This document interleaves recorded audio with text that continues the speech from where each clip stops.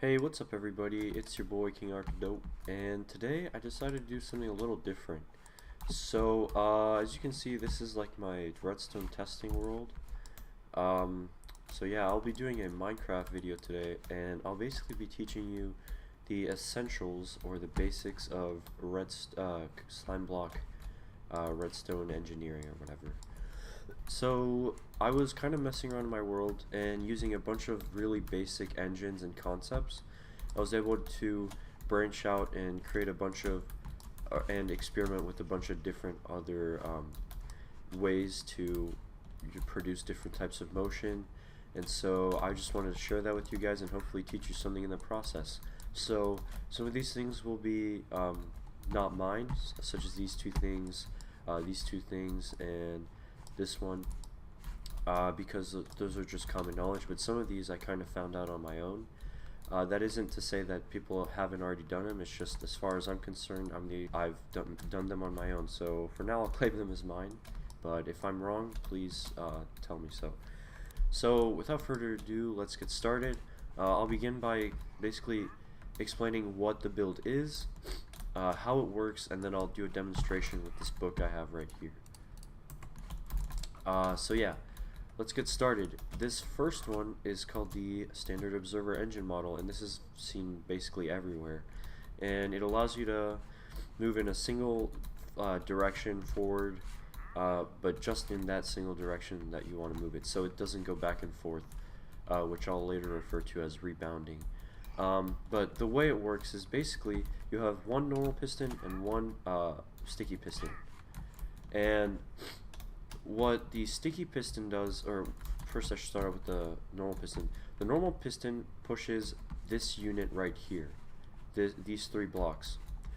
And then this observer detects that movement and sends a redstone signal through this sticky piston, which then extends and latches onto this slime block, which will then move this entire thing. And then the movement of this observer will then trigger this one, and the entire cycle repeats again. One rule of thumb to remember is that the normal piston will always kind of dictate where certain builds move. So I'm going to go demonstrate this right up here and show you how that first build works. And so I'm going to go ahead and just activate the first. This is how you start. You basically just activate the first observer by updating it somehow, and it will just continuously move. So as you can see, you have this pushing motion, and then you have the pulling motion, which is kind of essential and really simple when you think about it. But it's a very efficient, small, kind of cheap engine.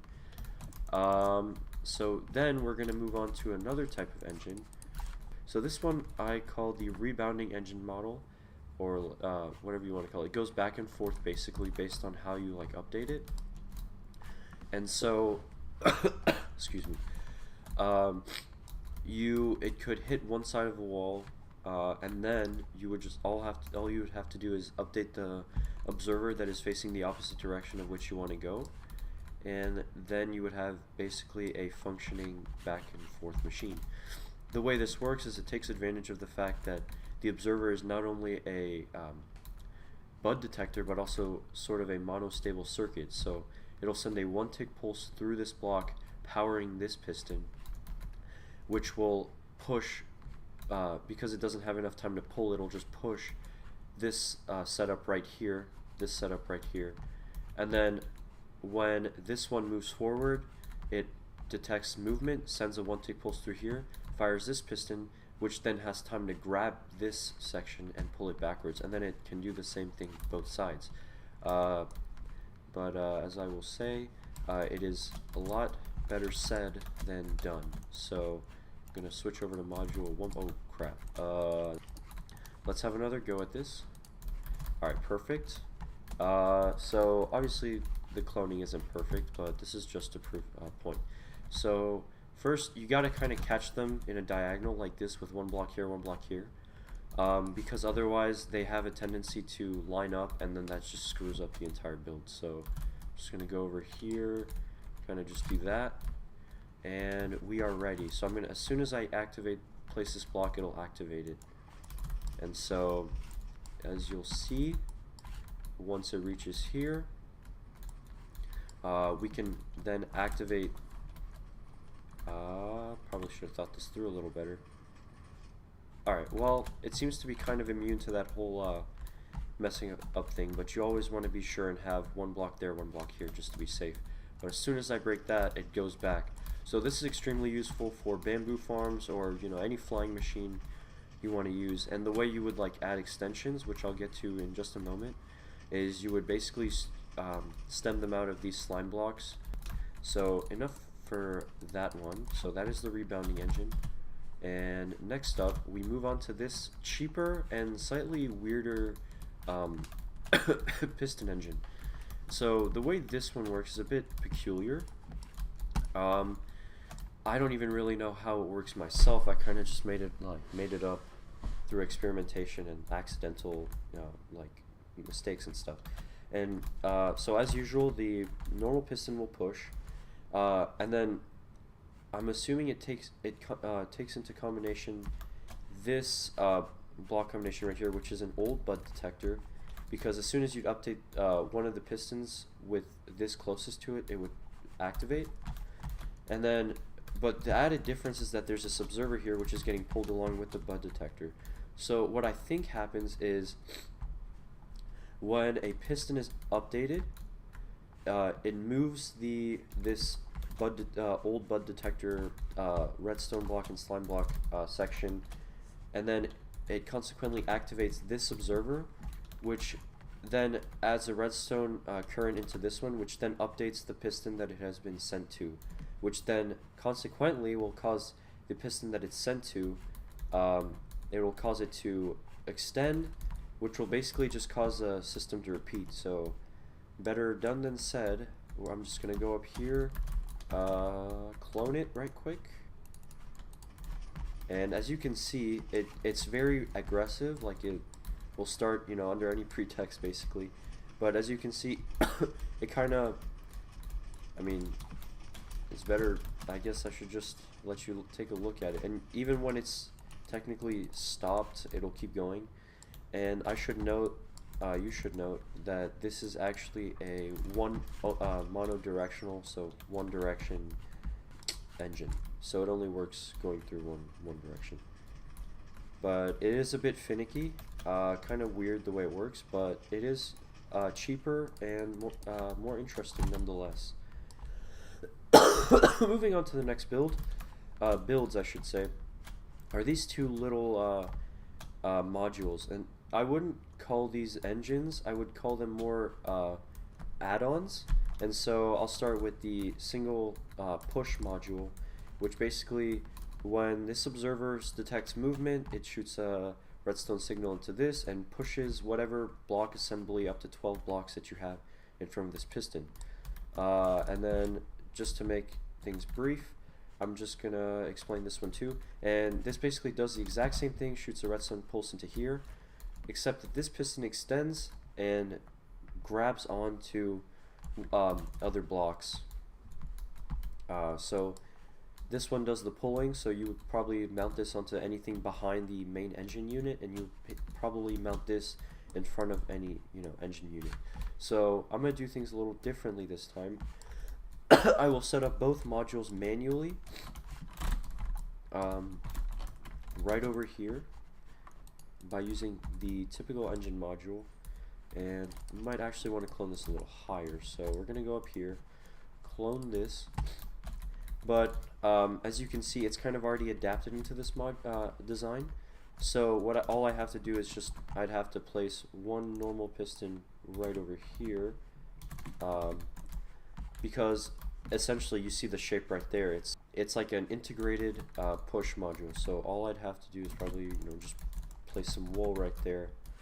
And one thing to note is that when you are starting the machine, it's always best to activate this first, because that's a glitch. It's weird. Because most likely whatever you put onto this will make this piston exceed the 12 block limit, and it won't work. So you always want to activate the extensions first. For this one, you don't want to do that. For the pull mechanism, which essentially works the same way as that one, You don't want to do that because it'll be moving one block ahead anyway, and it'll just extend. So let's give this a shot. Oh wait, you gotta activate this one. There we go. Alright, so this is exactly how it works. As you can see, the pusher piston pushes this in front, and the puller piston brings that towards it. This is very useful for building multiple stage builds. Like say you want to have like a entire like slime block pirate ship or some like wing assembly that's getting pulled along. You could do that, but please note that you may need to add some of these things onto the add-on, like added on parts themselves, because remember there is a 12 block push limit for pistons, or pull limit for that matter. So enough with that. It's being really weird for some reason. We're gonna move on to this little ancient assembly right here, and this is a single push advancement engine. So basically that just means that every time it's updated by something, it will activate. So the common way people used to do this, well, to not generate any extra items, I'm just gonna go opt for a flint and steel. And so basically what you would want to do here is, I'm just going to go ahead and clone it. I believe it's this one. Yeah, alright. So as soon as I break this block, it's going to move forward. And then, oh, that's a mistake. Hold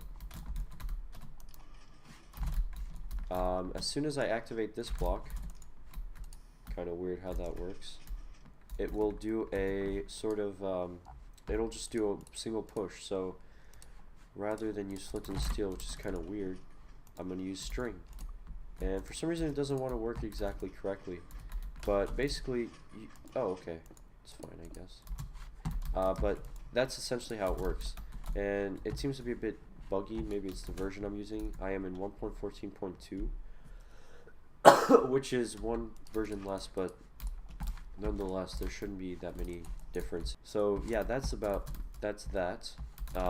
Single push engine. It works basically using the bud detector. Very simple.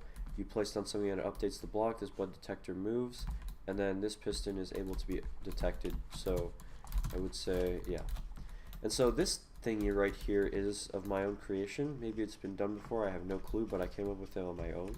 And it's basically this mechanism which allows you to create like TNT igniting like unmanned missiles, the ones you see in like Mumbo videos or Cube Hamster videos. And it's extremely like kind of weird the way it works. It was hard to come up with, but when I came up with the concept, I was pretty happy. So the way it works is these two observers will activate, sending a pulse every time it moves, of course. It will send a pulse through these blocks, which will then activate this piston right here, which will move this observer. But the thing is that both these observers both these observers, let's see, they both activate at the same time, which makes it so that this block of TNT is always offset from this until it hits a wall. So when it hits a wall, this portion of the machine doesn't move, but this one does because of the movement, and then this observer is prompted to activate this TNT. Now, I'm pretty sure having an observer here is optional. You can put a regular block, but I put an observer just to be safe. But if you're low on materials, you can probably omit that observer and replace it with a block. Because my original thought was that this observer right here was detecting the redstone pulse from this, but it's completely possible that it's just detecting the movement. But yeah, I'm going to demonstrate it by kind of, first of all, spawning it in. There we go. So one thing you always want to make sure before you start it is that the blocks are already offset so that it doesn't exceed any push limit, and so that no like mess ups occur that would cause the TNT to ignite prematurely. So right here, what I'm gonna do is put this right here, and I am actually fairly sure that it is not the redstone pulse pass. So you could probably just do this and it would work just fine. We're gonna start the engine like this, do a little bit of this, Actually, I'm gonna just break that, and then do a pull thingy right there, and then do this. Hopefully when I activate this, it should run towards the wall. And so I want to activate the pusher piston first. So as you'll see, as soon as it hits that wall, it should cause an explosion and detonate. So yeah, that's exactly how that works. As you saw right there, the observer was pushed under the block that could no longer move and then exploded. So it's also probably a cheaper bet to use a non-observer block where I recently put that observer that I was talking about, because it's just more economic, I guess you could say. Conserves more materials. It doesn't matter. But let's move on to this build right here. It's called the vertical movement engine, and I came up with this through experimentation. There's definitely other models out there, but I'll be using this one. It only moves up in one direction, and I will be demonstrating how you adapt these two things together after I get through these. So the vertical movement engine basically works using one of these kind of quick, fast-moving piston blocks, or observer clocks, sorry, and they basically shoot a signal into there. You can kind of see the redstone pulse continuously activating, and thus prompting this piston to extend. And so what I'm going to go do is I'm going to go place it on top of right there, and if I'm not mistaken, I'm sure there should be an observer there, but we'll check in just a bit. My testing zone is a bit glitchy, so I'm just going to go ahead and build it manually right here.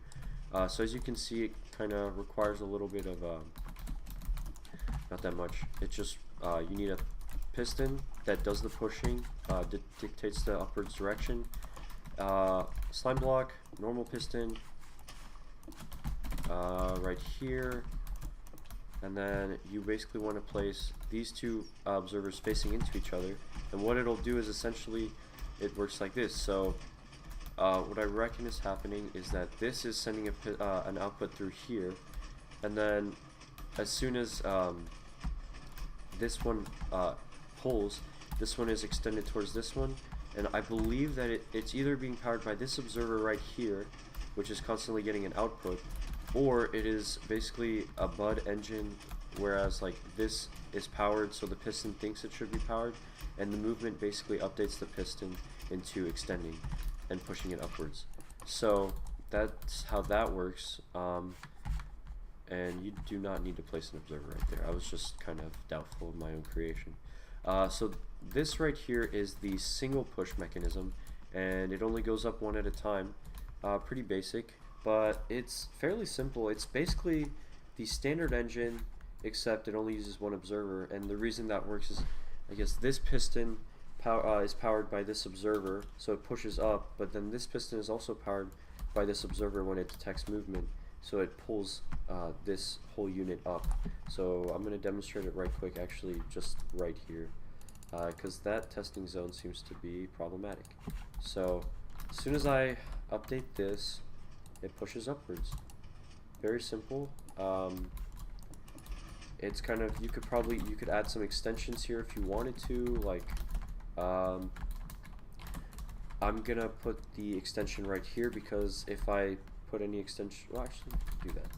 Let's just try this just to see if it works. So like I said, one block of separation, and you could do that. Oh, and I'm an idiot.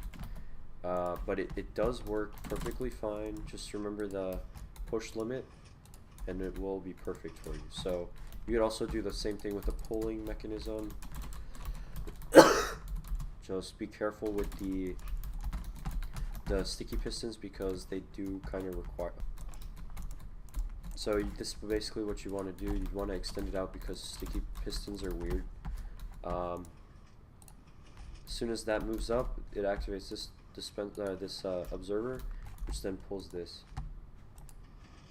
As you can see, it pulls. So that's that for that. That's a lot of that's. But we're going to move on to something extremely useful. This is the rebounding vertical engine, and basically the same thing as that second engine I showcased, except that it works a little, it works vertically. So the way it works is basically it's kind of like that engine right there, because there's like a kind of a cycle going on, but we're using 2 sticky pistons. Now that was the deal with this one as well, where the 2 sticky pistons acted as normal pistons and both sticky pistons because of the monostable aspect of the bud circuit. So when you activate this one, it will send a redstone pulse through here, which will quickly extend this without retracting it. But then the movement of this one will quickly extend that and pull it up. So it will basically create a exactly like that one. So it becomes a cycle, except the difference is that it's rebounding. So the way this one works is you basically want to activate the observer that is farthest, that is opposite of the direction you want to move in. So if I were trying to go down, I would activate this one. If I were trying to go up, I would activate that one. So let me demonstrate it. Let's hope this works. Demonstrate it right here by going to model 6.2. And so as soon as I activate this, it will do its thing, move up. It might grab some glowstone blocks, so it's not a big deal. But as soon as it does so, it can work in both directions, which, as you know, is extremely useful for elevators or any sort of like collection mechanism, I guess you could say. So you can do whatever the heck you want with all of these, and that's kind of it for the basics. But now let's move on to like some adaptations. Now I went for this one first, and it's, as you can see, it's kind of this you can recognize this shape. The only difference is that we've added an extension right here, because if you add the extension directly above onto this thing, if you put a piston right there, the piston will fire at very awkward timing, which will cause it to be extended when this one is trying to move, so it basically won't go up. However, when you place it out here, you link it to a system that's not going to intrude on this piston's push ability. So as soon as I do that, as you can see, it starts to work. And we already know how this works. We already know how this works. It's just a matter of integrating it together. So I'm going to just pause that right quick. It's very noisy when it's not stopped, so please forgive that. I'm sorry. But this one right here is a little special. It's using, I basically vertically shifted that, and I have, let's see if I just, and I screwed up. I'm an idiot. But I will, alright. I will probably build this manually just right now, because it is very hard to clone or just like recreate. So I'm just going to go down here, build myself the typical vertical engine. Pop a little of this, and then since it's not a piston that I'm going to be activating right over here, I'm just going to be extending something. I will just place down one normal block, one observer, and then two slime blocks right here, which will be essentially pulling these 2 blocks, much like it does over there. And so what we will be doing here is then adding the observer that needs to be powered right there, and then adding the piston like that. And so obviously we want to keep these offset, so what I'm going to do is I'm going to place this like that, and then move the TNT up like so, because we need it to be offset in order for it to work, in order to push. And then as soon as we want activation, I will place the observer there, but for now we need a surface to hit, so I'm just going to do this, and then I will place the observer. But before, I'll just note, this is extremely important, the orientation or the type of piston matters a lot. So just remember, a sticky piston facing downwards and a push piston or a normal piston facing upwards. This matters a lot because these pistons, this one will dictate the motion of path of motion, and this one will pull basically the driving piston. So as soon as I place this, you'll see it starts to work perfectly. What's rather odd is that this works at it seems to work at a different tick, and that's probably because of the way that thing fires off regularly. But as you can see, we've made contact, it's going to explode, and we have a functioning piston unmanned explosion. So you can rewatch that if you want to build it, but my goal is to make you understand the concept so that you can kind of fine-tune it to its very smallest detail. Now, to kind of conclude this and wrap the ribbon on top of the present, I'm going to pack a bunch of these different things together into one of these behemoths. So I will spawn that thing in over here just to show you how it works, and then I'll quickly try my best to quickly build it, and you can kind of skip that part if you're uninterested, but I will kind of just go ahead and build it and show you how it works.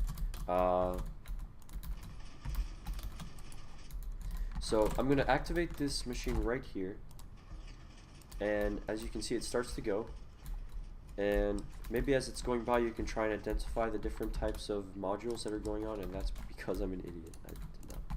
But as you can see, you can try and identify what kind of modules pass by in the machine as it goes, and then we'll go here to check out the impact.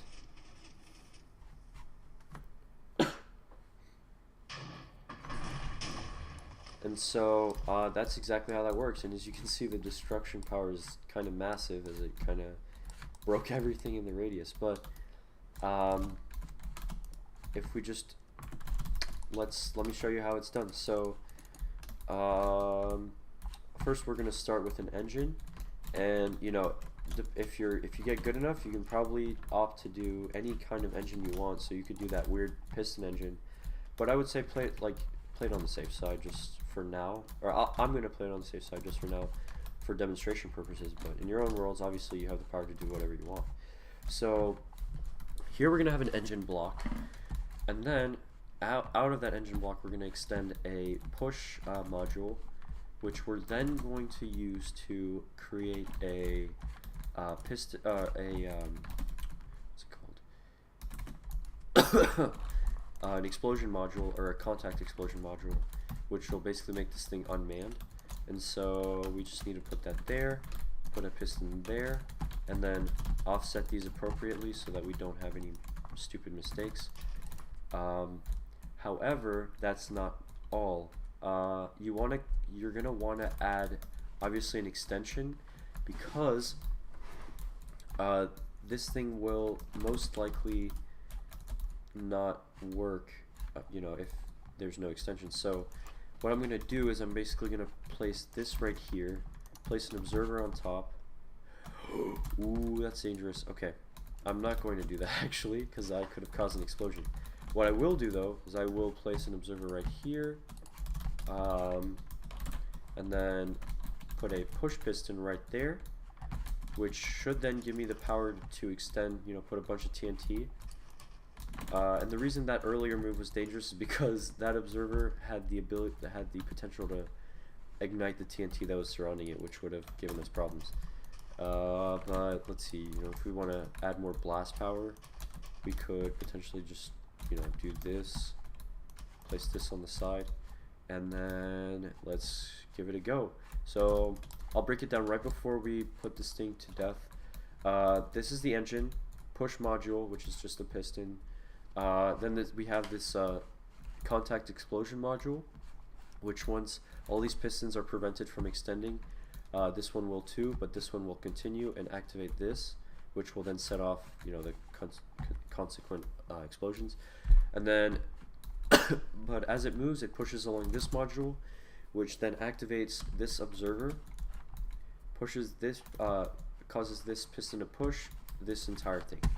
So let's just count these up. So that's 4 and 4. So 8 blocks it's pushing, so we're well within the range. And let's give this thing a go.